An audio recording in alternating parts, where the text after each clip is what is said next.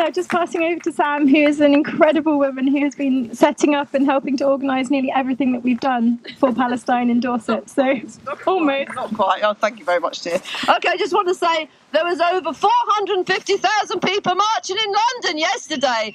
Absolutely massive. And every time I think it won't be as big, it's even bigger. So that's fantastic. But I really want to say something as a woman from International Women's Day, that I continue to be inspired by ordinary women leading the fight and struggles for justice and against tyranny and oppression all around the world. You just have to look around the world. You see the women in Iran standing on the cars fighting against the sexism there. You see Angela Davis, remember, a black woman fighting for black rights and civil rights in America. We've had Ahmed Tamimi, who's a young Palestinian woman who was fighting and hitting a soldier because she was so incensed that they killed her brother. And she's been arrested, she's been imprisoned. She did a speaking tour in London a few years ago, and she's written a book. So if you ever get hold of that, you should get it. I mean, it's absolutely fantastic. We've had women have had to fight we've had to fight for our rights all the way along. Suffragettes in this country had to fight for the vote.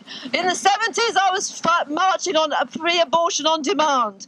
You know, it's still going on. They're still trying to stop women having abortions. And when you look at the strikes as well, we had Grunwick's, a big strike in the 70s where Mrs. Desai, a small little Indian woman, formed the union and fought for equal pay. And they had massive trade union support. And it helped to break down the divisions between racism and men and women's position. And then you only look at the miners' strike. You know, the women who are housewives ended up setting up women support, miners' wives support groups, going out supporting their miners, fighting the police. I mean, there's some fantastic, I won't go on any longer because there's so much, isn't there, really? But you look at today, we're still fighting. The Guardian article the other day said a survey by psychiatrists found women and girls more likely to suffer from mental ill health due to violence and abuse, and coercive behaviour dealing with home and family pressures are such major drivers for ill health.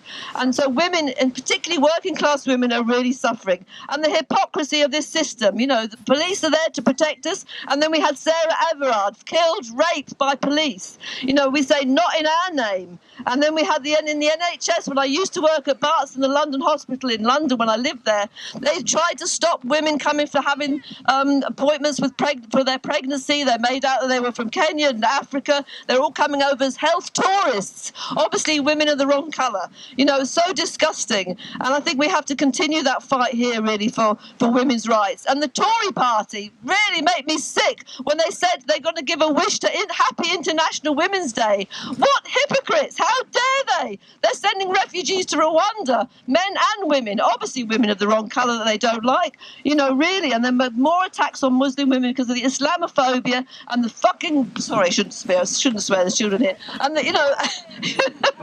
And it's just disgusting. And that's why we have to go on the anti-racist demonstrations next Saturday, because racism is on the rise and we have to stay united.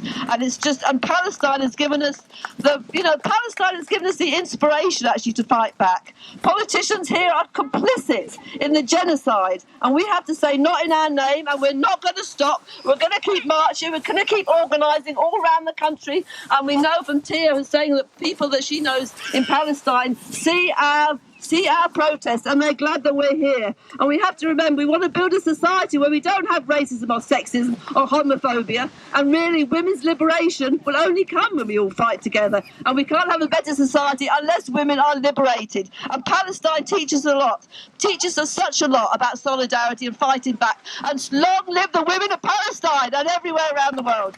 Free